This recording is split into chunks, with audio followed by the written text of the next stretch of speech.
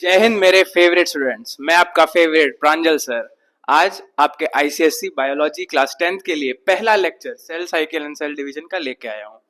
इस चैप्टर में हम लोग सेल डिवीजन के बारे में पढ़ेंगे कि सेल डिवीजन क्या होता है। इसमें इस चैप्टर में मेनली हम लोग इसको 3 पार्ट में पढ़ेंगे, part 1, part 2 and part 3।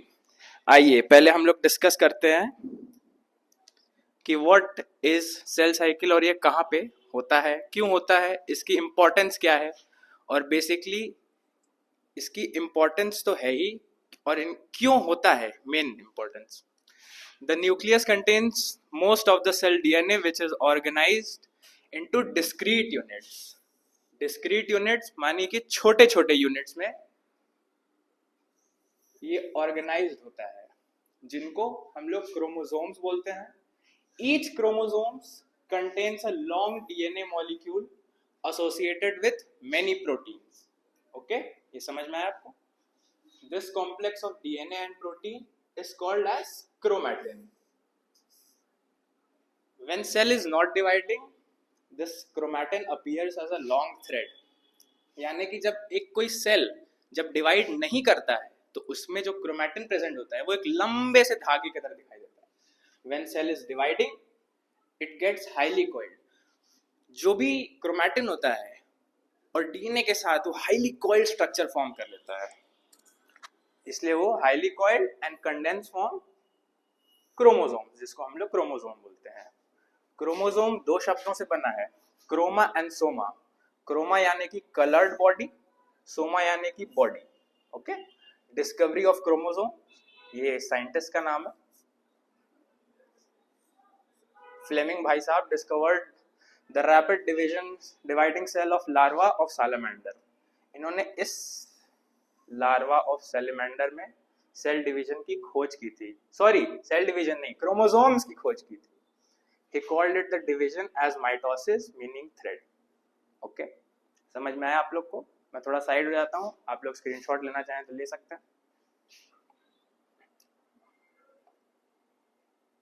Okay, इसमें हम लोग क्रोमैटिन के बारे में पढ़ेंगे कि क्रोमैटिन क्या होता है। Chromatin, the chromatin material that constitutes the fiber is formed by 2 substances.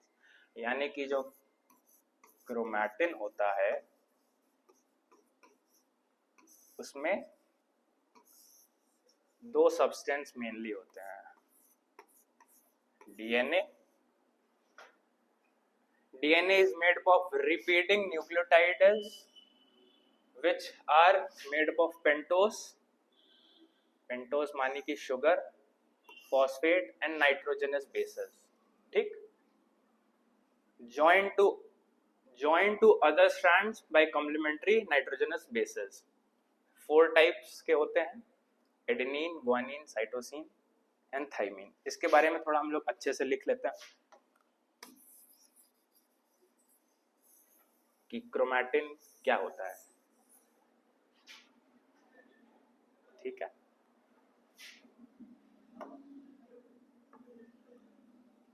Colour दूसरा ले लेते हैं, व्हाइट ले लेते हैं। क्रोमैटिन,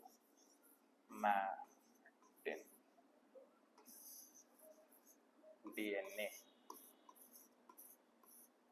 ओके, डीएनए के बारे में हमने क्या पढ़ा था? आगे डीएनए के बारे में हमने क्या पढ़ा था? It is made up of repeating nucleotides which are made up of phosphate, sugar and nitrogenous base। DNA के क्या 3 कंपोनेंट्स हुए फिर? सॉरी, डीएनए के 3 कंपोनेंट्स हुए, फॉस्फेट, शुगर और नाइट्रोजीनस बेसिस। ठीक, नाइट्रोजनस बेसिस 4 तरीके के होते हैं, ये आगे हम लोग देखेंगे। हिस्टोन, एक सेकंड, क्रोमैटिन, पहला type adenine, guanine, cytosine and thymine, 4 तरह के होते हैं, यहाँ लिख लेता है। Adenine, guanine, cytosine and thymine. ठीक, ऐसे ही आपको याद भी रखना है AGCT। Okay, adenine, guanine, cytosine, thymine. Sugar में लिख लीजिएगा पेंटोज शुगर। ठीक है, आगे बढ़ता। हिस्टोन। और हिस्टोन क्या होता है? Histones are the protein that helps in coiling and packaging of DNA into structural units. मतलब कि हिस्टोन्स छोटे छोटे प्रोटीन होते हैं जो कि डीएनए के कॉइलिंग और पैकेजिंग में मदद करते हैं ड्यूरिंग सेल डिवीजन। और जब डीएनए कॉइल हो जाता है तो उसको हम लोग न्यूक्लियोसोम बोलते हैं। Nucleosome which contain 8 histone protein. इसके बारे में थोड़ा सा एक्स्ट्रा बता देता हूँ, कौन कौन से 8? H1,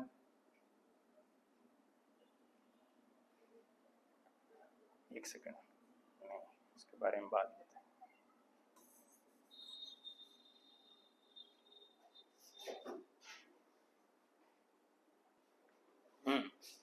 हिस्टोन प्रोटीन यहाँ लिख लेते हैं हम लोग, कहाँ गया? हिस्टोन कितने प्रकार के होते हैं? 4। H2A, H2B, H3 and H4। लेकिन ये तो सिर्फ 4 हुए, एक्चुअली ये इंटू 2 तो ये 8 हो गए। ठीक, फिर से पढ़ेंगे। Nucleosome which contains 8 histone protein, मतलब दो दो के पेयर में। ठीक है। Structure of chromosome, each chromosome is condense form as visible during the start of cell cycle. जब भी सेल साइकिल शुरू होती है, कोई भी जो क्रोमोसोम होता है वो हमेशा कंडेंस फॉर्म में होता है, और जब वो कंडेंस फॉर्म में होता है तो माइक्रोस्कोप के नीचे दिखाई देता है। Consist of 2 sister chromatid. 2 sister chromatid, 2 sister chromatid होती है, joined at a point along the length. Okay, बीच में ये the point of attachment is called centromere. It serves to attach spindle fiber during the cell cycle. ये actually में होता कैसा है, थोड़ा सा बना के दिखा देता हूं आपको।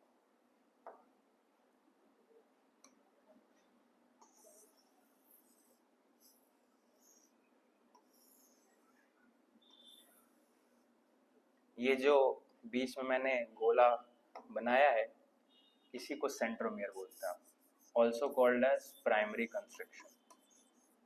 प्राइमरी कंस्ट्रक्शन और सेंट्रोमियर। ठीक, ये ले लेता है सेंट्रोमियर।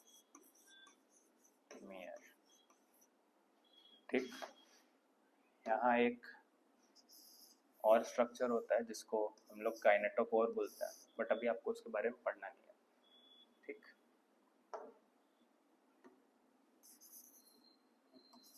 ये बन गया अपना डीएनए। ठीक, इसको आप अपने कॉपी में बना सकते हैं पीछे। ठीक है, it serves to attach spindle fibre during cell division, वैसे ही वो बीच में अटैच होता है। जीन्स क्या होते हैं? Genes are specific sequences on nucleotides on a chromosome that encode particular protein which express in the form of some particular features in our body. Genes ऐसे पढ़ने से आपको समझ तो आएगा नहीं, मैं बताता हूँ। Specific sequences on a nucleotide, ये कुछ जगह पे पाए जाते हैं न्यूक्लियोटाइड पे, जो कि क्रोमोसोम पे होता है, which encode, यानी कि जब वो कोडिंग डिकोडिंग के माध्यम से सेल डिवीजन के समय वो कुछ पर्टिकुलर प्रोटीन को कोड करते हैं, which express in the form of some particular feature in our body. यानी कि जीन्स वही चीज है जो कि रिस्पॉन्सिबल होते हैं almost every feature in our body. यानी कि अगर हम लंबे हैं, हमारे जीन्स की वजह से है। हमारी स्किन का कलर क्या है? जीन्स की वजह से। हम पढ़ने में तेज हैं, नहीं तेज हैं, वो भी जीन्स की वजह से। ये देखिए, they are the unit of hereditary. ये क्वेश्चन हमेशा आता है। कहाँ गया?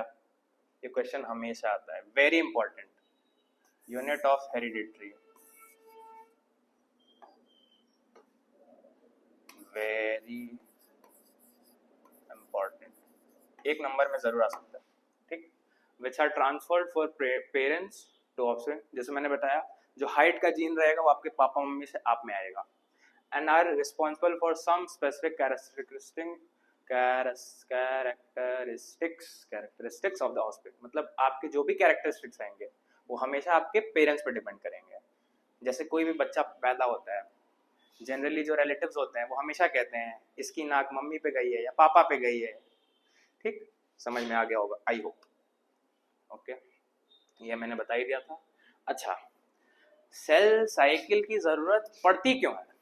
मतलब बिना सेल साइकिल के हुए काम शायद हो सकता है कि नहीं हो सकता है, उसी के बारे में आप पढ़ेंगे। क्या जरूरत पड़ी कि हमें सेल साइकिल की? 4 पॉइंट है। पहला, ग्रोथ। पहले तो आप बच्चे थे, छोटे से एकदम, कैसे आप 10th में आ गए, LKG UKG 1 2 से पढ़ के कैसे आप 10th में आ गए। ठीक, ग्रोथ। ठीक, फॉर रिप्लेसमेंट। अब मान लीजिए कभी भी आपके शरीर में कोई डैमेज हुआ, ठीक, उसको रिप्लेस करने के लिए, एंड फॉर रिपेयर, उसको रिपेयर करने के लिए और जो डैमेज सेल है उसको रिप्लेस करने के लिए सेल साइकिल की जरूरत होगी। जब तक सेल डिवाइड नहीं करेगा, जब तक मल्टीप्लाई नहीं करेगा, तब तक कैसे काम होगा? काम नहीं चलेगा। फॉर रिप्रोडक्शन, अगर रिप्रोडक्शन ही ना हो, पूरी पूरी स्पीशीज खत्म हो जाएंगी, पॉपुलेशन बहुत कम हो जाएगी। कुछ कुछ कंट्री है जहाँ का रिप्रोडक्शन रेट बहुत कम है, तो वहाँ की पॉपुलेशन एक मैग्नीट्यूड से कम हो चुकी है। ठीक, सेल साइकिल, डिवाइड, ग्रो। अच्छा, कुछ कुछ टॉपिक्स के बारे में हमने पढ़ लिया, क्रोमैटिन क्या होता है, DNA क्या होता है, जीन्स क्या होता है। अब हम लोग पढ़ेंगे सेल साइकिल एक्चुअली में इसके स्टेप्स क्या हैं। Basically cell cycle it's like a cycle, एक गोल। कोई भी सेल पैदा होता है अपने पेरेंट्स से, धीमे धीमे धीमे धीमे धीमे धीमे वो डिवाइड करेगा, फिर वहीं पे आ जाएगा, फिर वो डिवाइड। ठीक, इसके बारे में तुम लोग थोड़ा देख लेते हैं। ठीक, the cell cycle is a series of event that take place in a cell leading to the duplication of DNA and subsequent division of cell to produce 2 daughter cells। यानी कि it is a series of event। जैसे मैंने बताया, गोल cycle है। जैसे cycle पे आप pedal मारते हैं, एक पैडल ऊपर रहता है, फिर नीचे जाता है, फिर ऊपर आता है। It's a series of event, okay, that take place in a cell. ये किसी भी सेल में टेक प्लेस करेगा, या प्लांट का हो, एनिमल का हो, बैक्टीरियल सेल हो, कोई भी cell, which leads to the duplication of DNA। पहले DNA का डुप्लीकेशन होगा, DNA एक सेल में मल्टीप्लाई करेगा, डुप्लीकेट करेगा, एंड द सब्सिक्वेंट, उसके बाद क्या होगा, द डिवीजन ऑफ सेल, मतलब कि सेल टूट जाएगा अलग अलग डॉटर सेल्स। ये लिखा है, subsequent division of cell to produce daughter cells। Cell cycle consists of 2 phases, a non-dividing phase called the interphase and a dividing phase called the M phase। ठीक, 2 phases होते हैं सेल साइकिल में, पहले का नाम है इंटरफेज, दूसरे का नाम है M phase। ठीक, आगे बढ़ते हैं। अच्छा, द इंटरफेज। अच्छा, थोड़ा डायग्राम भी देख लेता हूँ। This is an animal cell, cytoplasm, nucleolus, जो कि न्यूक्लियस के बीच में होता है। ठीक, न्यूक्लियस की लेयर है। क्रोमैटिन थ्रेड्स, जो हमने क्रोमैटिन के बारे में पढ़ा, वो न्यूक्लियस के अंदर होता है, nucleolus. Cytoplasm, centrosome containing centrioles. इसके बारे में हम लोग और डिटेल में सेल वाले साइकिल में पढ़ेंगे, सेल वाले चैप्टर में पढ़ेंगे। प्लांट सेल सेम चीज़ है, न्यूक्लियस प्रेजेंट है, जो सेल वॉल है वो सेलुलोज की बनी होती है प्लांट में, क्रोमैटिन थ्रेड्स प्रेजेंट है, न्यूक्लियोलस है। इंटरफेज, ये रेस्टिंग स्टेज है। जो इंटरफेज होता है वो रेस्टिंग स्टेज होता है, उस समय सेल आराम करता है। First, the growth phase, no change in chromosome is visible. जब भी आप कोई सेल, अगर मान लीजिए वो इंटरफेज में है, ठीक है, और उसको आप माइक्रोस्कोप के नीचे रखे हुए हैं और उस ऐसे देखते हैं, तो क्या आपको कुछ होता हुआ दिखाई देगा? नहीं देगा, क्योंकि वो उस समय रेस्ट कर रहा है, इसीलिए उसको रेस्टिंग फेज बोलते हैं। ठीक है, रेस्ट करना भी सेल के लिए जरूरी है, तभी वो आगे जाके डिवाइड कर पाएगा। Synthetic phase, DNA synthesis and chromosome are duplicated. Chromosome और जो डीएनए होता है वो डुप्लीकेट होता है। Second growth phase, more RNA synthesis. RNA जो होता है राइबोन्यूक्लिक एसिड, वो भी सिंथेसाइज होता है। ठीक है, cell there are two types of cell division, mitosis and meiosis. Cell division leading to the production of diploid cells for growth and development. Meiosis, cell division leading to the production of haploid cell or gametes, sperm और eggs. ऐसे पढ़ेंगे direct line, इसको समझना पड़ेगा आपको, ऐसा समझ नहीं आएगी। माइटोसिस क्या होता है, मियोसिस क्या होता है, अब देखिए ध्यान से। माइटोसिस, इसको आप याद रख सकते हैं माइटोज ग्रोस है। ठीक, लिख देता हूँ मैं माई, गंदी हैंडराइटिंग है, थोड़ा बड़ा बड़ा लिखता हूँ। अच्छा कलर ले लें, वाइट ले लेता हूँ, ये ले लेता हूँ, माई टो ग्रोज। ठीक, अच्छा जब मान लीजिए जो टो की सेल होती है उनसे क्या बनता है, टो की सेल्स ही बनती हैं सर। तो कौन सी टाइप की सेल हुई, सोमैटिक सेल्स हुई। ठीक, मेरा कहने का ये मतलब है जो टो की सेल है वो माइटोसिस करेगी, अभी इतना याद रखो।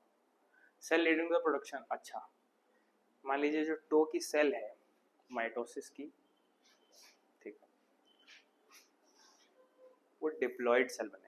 अच्छा सर अब डिप्लॉइड क्या होता है, क्रोमोसोम नंबर 2n, अभी इतना याद रखो। फॉर ग्रोथ, पर्पस क्या है, growth and development main purpose है। अगर कल को आपके पेपर में आ गया differentiate between mitosis and meiosis, आपको कैसे लिखना है ये मैं पॉइंट्स वही बताऊंगा। ठीक है, पहले अभी बेसिक बेसिक जान लो। मियोसिस, मियोसिस आप मी से याद रखिए। ठीक, मियोसिस आपने अगर एक भी याद कर लिया दूसरा तो ऑटोमेटिकली याद हो जाएगा। Meiosis, cell division leading to the production of haploid cell. अब हैप्लॉइड सेल क्या होता है, एन, एक। इसमें क्या फॉर्म होता है, गैमीट्स यानी कि स्पर्म एंड एग। मेल्स में स्पर्म, फीमेल्स में एग। ठीक है, तो एक काम करते हैं, थोड़ा डिटेल में देख लेते हैं मियोसिस और माइटोसिस को। बक्सा खुल जा, बक्सा।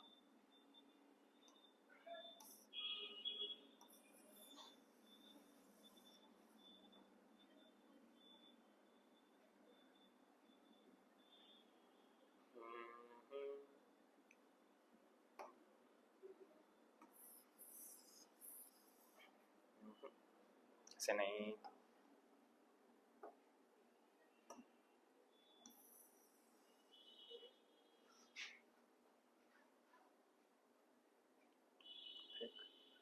इसमें लिख लेते हैं हम लोग, रुको लाइन भी बना लें थोड़ी।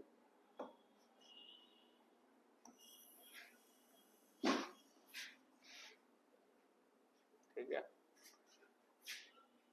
चलो ठीक है, इसको बक्से को बड़ा हो जाता ना ज़्यादा सही रहता, हो नहीं रहा है लेकिन चलो कोई नहीं। रेड कलर आओ, चलो। माइटोसिस,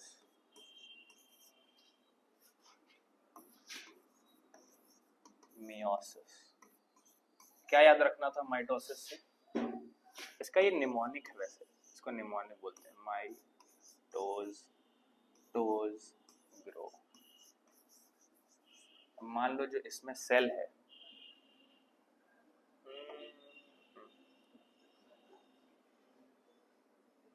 अब इसमें जो सेल है, ठीक,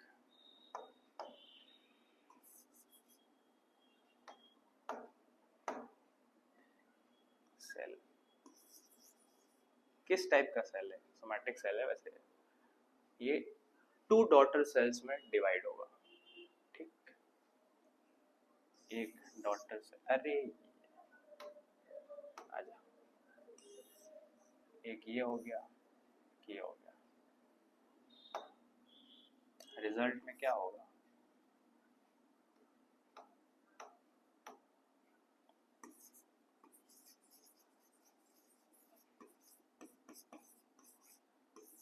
टू डॉटर सेल्स।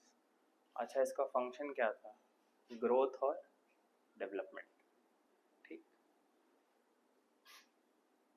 कैसे लिखें, कैसे लिखें? फंक्शन लिख लेता।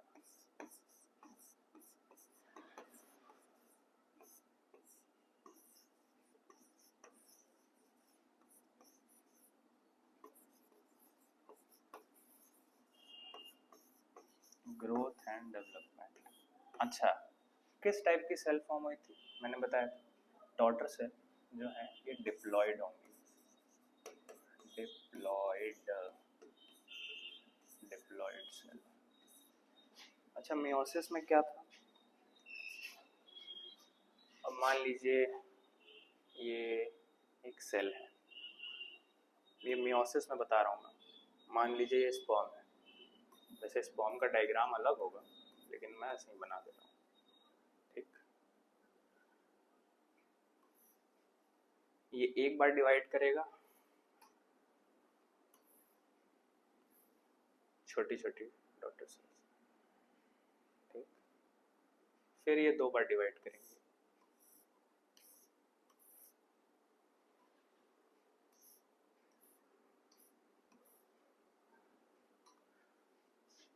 यानी कि 1 से बनी 4, ठीक। उसी का आधा हो गया, यानी कि हैप्लॉइड, हैप्लॉइड सेल बना, हैप्लॉइड सेल। फंक्शन क्या था? फंक्शन क्या था? फंक्शन देख के आप मुझे कमेंट सेक्शन में बताएंगे, ठीक है। इसीलिए आज का लेक्चर होता है खत्म। थैंक यू बच्चों लेक्चर देखने के लिए। आपको इस लेक्चर में कुछ भी समझ ना आया हो तो मुझे एक बार कमेंट में ज़रूर बताइएगा। ये जो नोट्स हैं आपको टेलीग्राम चैनल पे मिल जाएंगे। And subscribe to I made foundation. Thank you everyone.